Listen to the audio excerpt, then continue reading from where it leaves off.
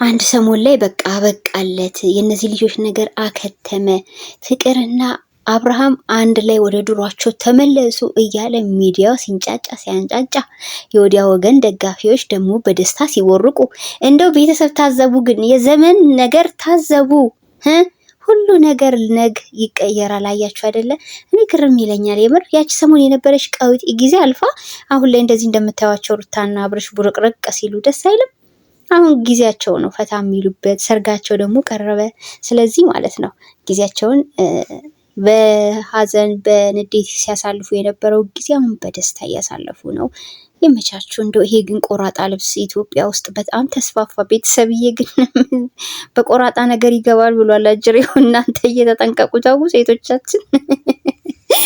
የምር ግን በጣም ብዙ ሰዎች ላይክ አድርገውታል። ይህንን ወገብ እምብርት ምናምን ማሳየት አለባበስ አላቅም እንዴት እንደተመቻችሁ። ብቻ እንግዲህ ፋሽን ነው እየተባለ ሰርቀውናል እኮ። እኛውም ግን ማለት ነው ሩታና አብርሽን ደስ ብሏቸው አንድ ላይ ስላየዋቸው ደስ ብሎኛል። ከዚህ ባለፈ ደግሞ ማለት ነው በቀደም ዕለት በአንድ ቪዲዮ ላይ ስናገር ነበረ፣ ፍቅር ከአብርሃም ጋራ የሆነ ሙዚቃ ለቃ ነበር፣ ተገቢ ያልሆነ ቦታ ነው ብዬ ስናገር መቴ የተንጫጩ ልጆችም ነበሩ። ኧረ ተው ከቀልባችሁ ሁኑ።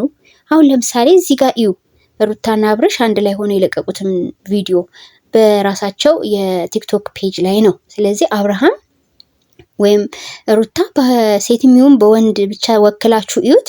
ሁለቱን የሚገልጽ ደስ የሚል በቃ ሁለቱን የሚገልጽ ካለሷ ምንም መሆን እንደማይችል አቷት መኖር እንደማይችል የሚገልጽ ሙዚቃ ነው የተለቀቀው። ስለዚህ አግባብ ያለው ቦታ ላይ ነው ያለው ማለት ነው ሙዚቃው። ተረዳችሁኝ አይደለ እናንተ? እና የዛኛው ቤት ደግሞ የተለቀቀው ለአብርሃም የማይሆን ነው። አፈቀርኩ ምንም ማድረግ አልችልም የሚል እኮ ነው እናንተ እንዴ። እኛ ቆይ በምንድነው እንዲየቆሰቆሰን ካላነቃናችሁ አይሆንም እንዴ?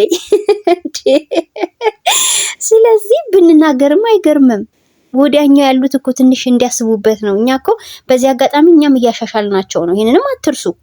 አንድ ነገር እኮ ሲሰራ ሙዚቃው ያንን ታሪክ መወከል አለበት ነው አባባሌ። ስለዚህ የሰውን ባል በቃ ወደድኩ ምንም ማድረግ አልችልም የሚል ሙዚቃ አንድ ሲለቀቅሽ ማለት ችግር አለ ማለት ነው። ስለዚህ ከእውነት አትሽሹ፣ ሸሽተን ልንደርስ ነው።